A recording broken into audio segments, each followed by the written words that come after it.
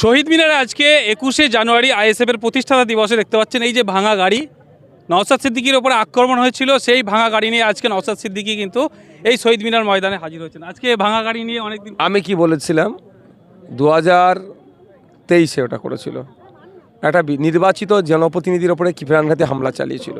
আমি বলেছিলাম যে 2026 পর্যন্ত এই গাড়ি থাকবে। কাঁচ এই জন্যই বদলায়নি, এটা রাজ্য প্রশাসনের নগ্ন চিত্র বাংলার মানুষকে জানুক যে একজন নির্বাচিত জনপ্রতিনিধির ওপরে কি আক্রমণ চালাচ্ছে। নাহলে ভেঙে দিল কাঁচ, কালকে লাগালাম, আবার ভাঙলো, কালকে লাগালাম না, এটা প্রমাণ রেখে দিচ্ছি। দেখেন কবে ঠিক করবেন? 2026-এর বিধানসভা নির্বাচনের পরে ঠিক করব। কেন নির্বাচনের পরে কি হবে, কেমন? আমি 2026 পর্যন্ত রাখবো বলেছিলাম। একজন এমএলএ পরে আক্রমণ হয়েছে, সেটা প্রমাণ।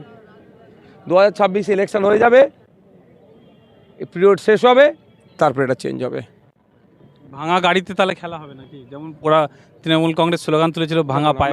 আমি খেলা নয়, একটা রাজনীতিটা খেলার জায়গা নয়, পরিষেবা দেওয়ার জায়গা। বলতে পারেন ভাঙা গাড়িতে শিক্ষিত বেকার যুবক যুবতীদের ভবিষ্যৎ সুরক্ষিত হবে। ভাঙা গাড়িতে স্বাস্থ্য ব্যবস্থা যে ধ্বংস হয়ে যাচ্ছে, সে ধ্বংসের হাত থেকে রক্ষা করা হবে। ভাঙা গাড়িতে হিন্দু মুসলমানের ঐক্যকে আরও বলিষ্ঠ করা হবে।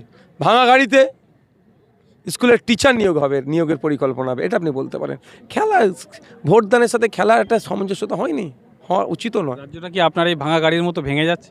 তার থেকে দুরবস্থা, এটা তো দেখা যাচ্ছে। তো কি অবস্থা একটু ব্যাখ্যা করুন। কোনটা জায়গায় ভালো আছে বলুন? আপনি দুটো খবর করুন, তৃণমূলের অন্যায়ের বিরুদ্ধে, চুরির বিরুদ্ধে, তারপর আপনি মার খেয়ে যাবেন। তাহলে আপনার বাক স্বাধীনতা কোথায়? সাংবাদিক স্বাধীনতা এমনি আমার দেশ 180টা দেশের মধ্যে 151তে চলে এসছে। তাহলে বলুন আপনি, আমি বিরোধী। আজকে আমাদের ক্যামেরা পার্সনকে নিয়ে আসা হয়েছে লোক সংকটের জন্য, তাদের এই অঞ্চল থেকে তাদেরকে হুমকি দেওয়া হচ্ছে। আমি তাদের সাথে আবার কথা বলা, বুঝতে পারছেন?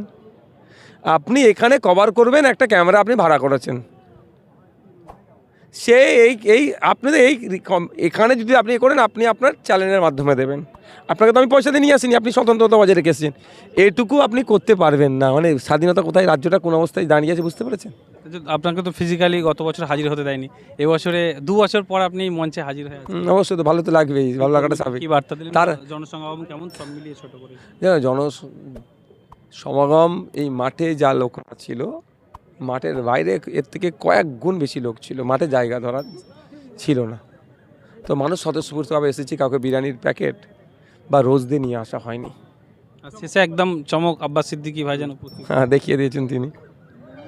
একবারে শেষে এলো আব্বাস সিদ্দিকী। মানুষের একটা তো কি এবারে লড়াই একসাথেই হবে, দুই ভাই। দেখতে পাবেন সামনে আছে, বড় বাজার নেই, কে বলেছে? এবারে মাঠে পরে কোথায় যাচ্ছেন? সভা তো শেষ। একটু আমাদের একটু নেতৃত্বের সাথে কথা বলে, একটু কাজ আছে। মাঠটা গুছানো। হ্যাঁ, মাছ তো গুছানো হবেই।